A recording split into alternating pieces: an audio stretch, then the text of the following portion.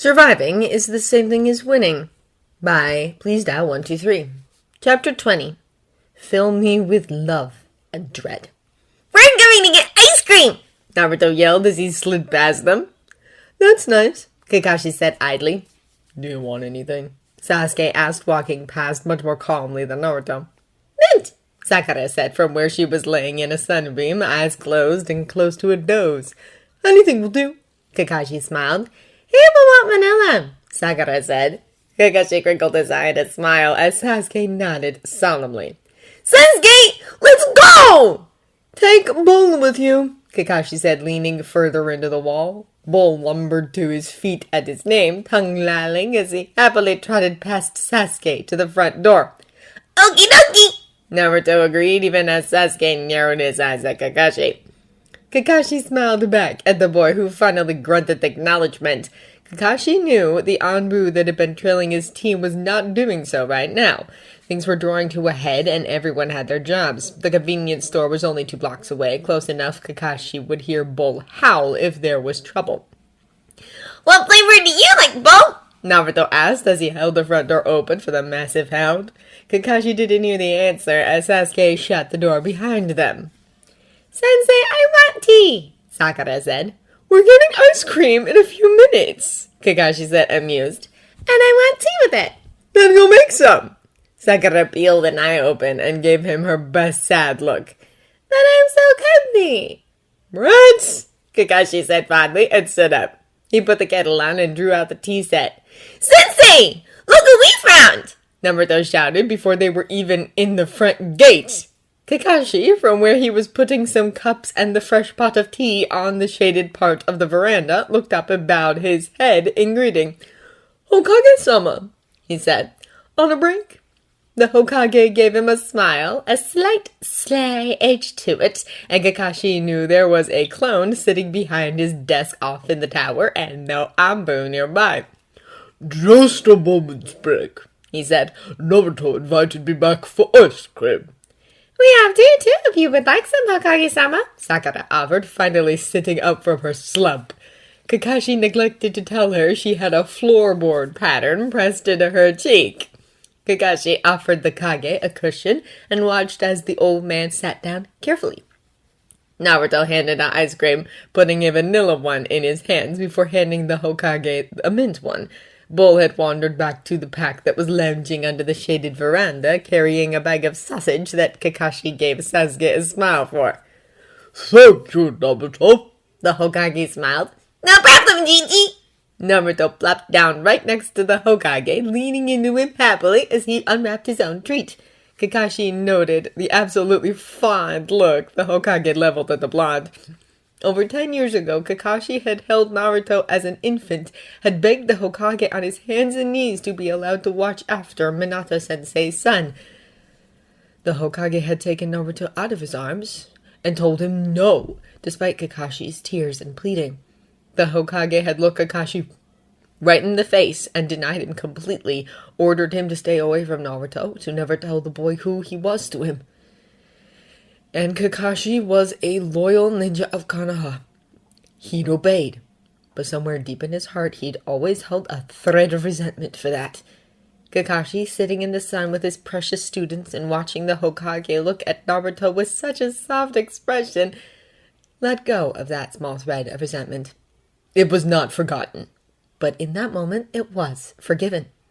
No point in what-ifs and thoughts of futures that would never be. Instead, Kakashi took happiness in the present. The past was of no consequence. Kakashi woke the morning of the final exam to the soft sound of one of his kids rustling in the kitchen. The sun was peeking above the horizon, and there were birds in the courtyard. He could hear his hounds eating breakfast out in the yard, and he could hear Naruto moaning about wanting ramen for breakfast as he made his way downstairs.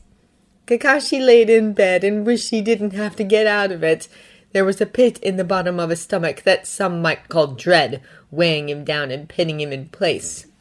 The kids had spent a month preparing for this part of the exam, and Konoha had spent a month getting ready for everything this exam entailed. Everything was ready. His kids were as prepared as he could make them, and the day was beautiful. Kakashi pulled himself out of bed and couldn't brush away dread. He found his kids in the kitchen, setting the table with breakfast. Sakura was completely ready to go, armor on, kimono over top, hair brushed back. By the door, he spied her ninja sandals and all her weapon pouches ready to be strapped on. Sasuke was close to ready, his armor on, but his top missing and his hair unbrushed. Naruto, on the other hand, was only in pants and still had his eyes closed as he scooped rice into bowls. Sakura had made breakfast this morning, it seemed, and had even been nice enough to make eggplant miso. Any other day, Kakashi would have smiled over it, but his mouth refused to smile. His kids caught onto the solemn attitude nearly instantly, and it wasn't like they had been very peppy either. Anxiety was clear in all their posture. Breakfast was eaten in silence, and then Sakura shooed Kakashi onto the veranda with tea before she started to browbeat the other two into getting fully ready. By the time the kids were ready, the sun had risen fully, and they joined him on the veranda, kneeling next to one another seriously as they looked at him. Kakashi considered them all carefully, and they met his gaze calmly. "You're going to pass," Kakashi said with no trace of doubt, voice steady. "But do you remember what I said before the exam?" Winning isn't everything, Sakura responded immediately. "Survival is," Sasuke said with feeling. "Yes, so I want you all to promise me that no matter what happens today, you will survive." We promise! Good, good. Kakashi took a moment to breathe. "I have something else to ask of you as well, and you will not like it. But I want you all to take it easy in your matches. I don't want you to use even half of your stamina or chakra. Do you understand?" They paused, caught by this weird request. You mean in our first matches? Sakura asked. Like save energy for the final rounds? "No!" Kakashi said heavily. "I want you to surrender before you use up more than half of your strength today." They stared at him. Kakashi knew how difficult what he asked of them was. They'd been training all month to give a great showing, to be promoted, and here Kakashi was telling them to throw their matches and not even go half strength. "Why?" Naruto asked, plainly sounding confused. "I can't tell you," Kakashi said. They stared at him. "Onmu have been following me all month," Sasuke said finally, tone low. "And your Ningen have been following all of us," Sakura added with narrowed eyes. "And you had me do so many protective seals, my hands hurt," Naruto said. "And all the Jonin pulling you aside," Sakura murmured, thoughtful. "Hayate-sensei," Sasuke said flatly, as if that was an entire conversation. "A Sannin coming back to town," Naruto said with a deepening frown.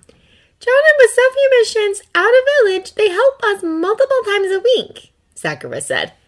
"And of course that stupid snake face in the forest," Naruto said. "And the guy who attacked us in the hospital," Sakura scowled. "Iruka-sensei," Sasuke said, greeting us.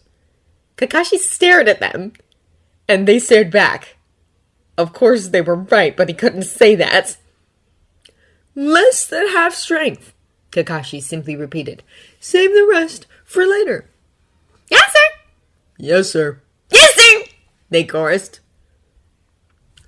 "And promise me to survive," he said, voice catching. "As long as you do the same," Sakura told him solemnly. "Yeah," he said with a strained smile. "Then none of us are going to die today," Naruto said, eyes glinting. "Team 7.